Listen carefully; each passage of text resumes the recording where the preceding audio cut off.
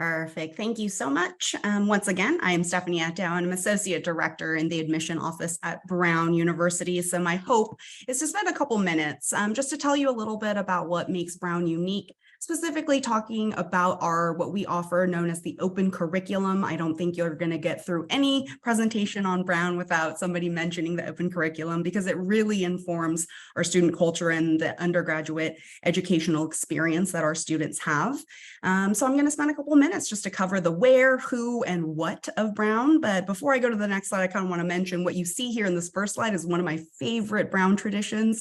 And it's these gates are closed for most of the year. They're only open twice. Once they are open inward to welcome all of our new first-year students on opening convocation, or kind of the new student welcome.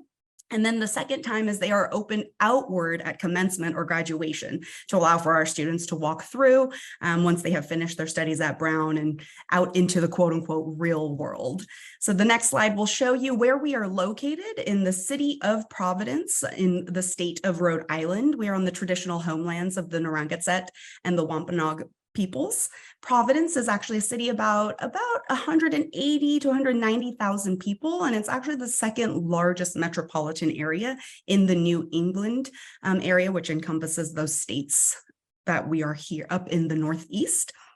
Providence, as you can see from this map, we have great proximity to other major cities in the Northeast, such as Boston and New York, and it sits atop the bay. And so we are actually known as the Ocean State. So we have some of the best fine sand and surfing beaches in the Northeast, which I'm not sure people always realize.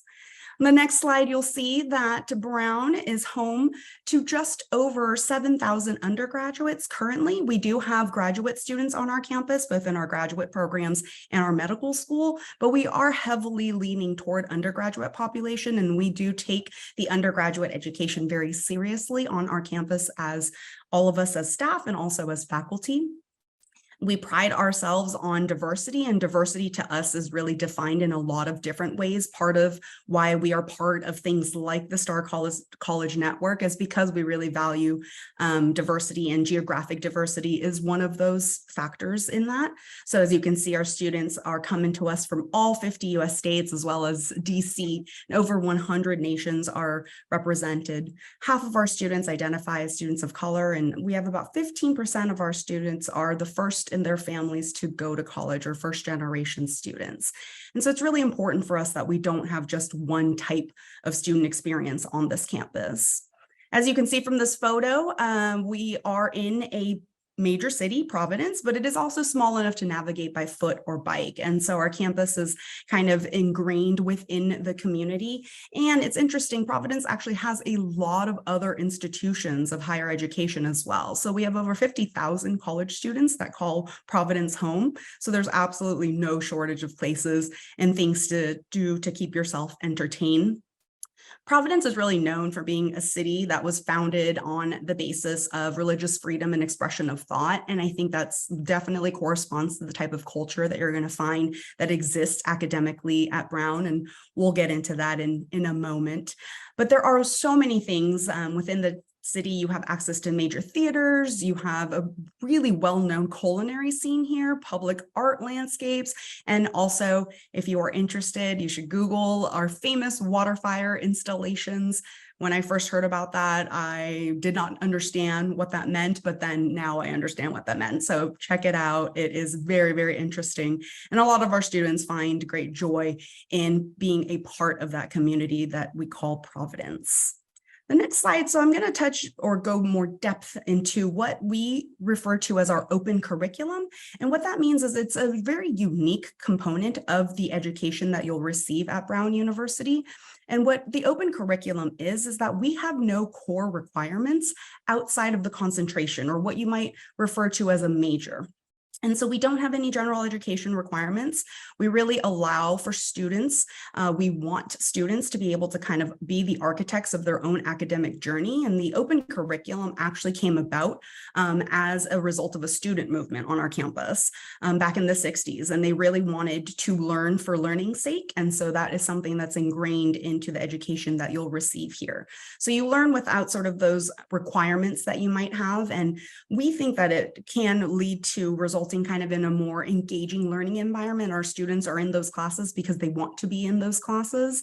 And of course, we have some requirements. It's not that you can do whatever you want and graduate with a degree. There are certainly some requirements that you'll have.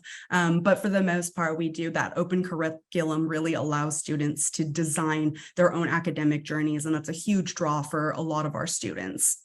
Our classes are incredibly small at Brown. About 70% have under 20 students, and about half of those have even fewer and have fewer than 10.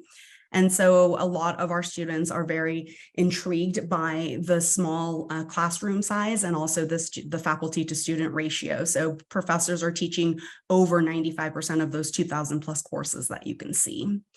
And then the next slide is going to show research is a huge part of defining the Brown experience. And because we're an undergraduate heavy campus, the undergraduates outnumber the graduate student population by 2 to 1. Really, the professors are really relying on the undergraduate students to engage with them in the lab or wherever their research is being done. It can be done not necessarily in the lab, it can be done in the community. But as you can see, a lot of our students are participating in research, whether it's during the academic year or during the summer. We also have a lot of different ways for students to be able to apply for funding for those summer research projects. And so a lot of our students, is a very popular program for students to apply for that funding, just because we want to make sure that research is accessible to everyone. And something to note is that research is also happening in all different departments, and you can start as early as your first year at Brown. Research doesn't necessarily mean science or STEM. It can, but it doesn't necessarily. And the next slide is going to show that we do have aside from research and aside from the academics, we have a lot of different clubs and organizations. We have over 450 clubs and organizations. Next, yeah, great. And we have students, clubs, and organizations. You can actually find a public facing list of all of them, and they're designed based on interest. It could be based on community service. It could be based on writing, your special interest, whatever you might have, or affinity groups, parts of your identity. So we want students to really come to our campus and feel like they have a home on our campus. And so there's a lot of different ways for our students to engage, not just in the classroom and not just through research, but also on our within our student clubs and organizations. We're also a Division I team, a Division I school, sorry, with 34 men's and women's teams. Not all of us are Division I athletes, but we'd like to participate in athletics or continue our participation in athletics. So we have a lot of different ways for students to do that through our club programs as well. Now, I want to touch on the final kind of things that I want to touch on. The next slide is when we talked a lot about kind of that broad information when it came to financial aid. For Brown specifically, all of our financial aid packages include no loans. And that's something that you might see through our literature, whether it's on our website or through our published literature, whether, it might be some sort of, we have these pamphlets that you can pick up, and you can also access the digital copies on our website. You're going to see it referred to as the Brown Promise. And what that means is that we've eliminated all loans as part of the financial aid package for every student. So we meet 100% of demonstrated needs for every single student who are applying to us from domestic schools.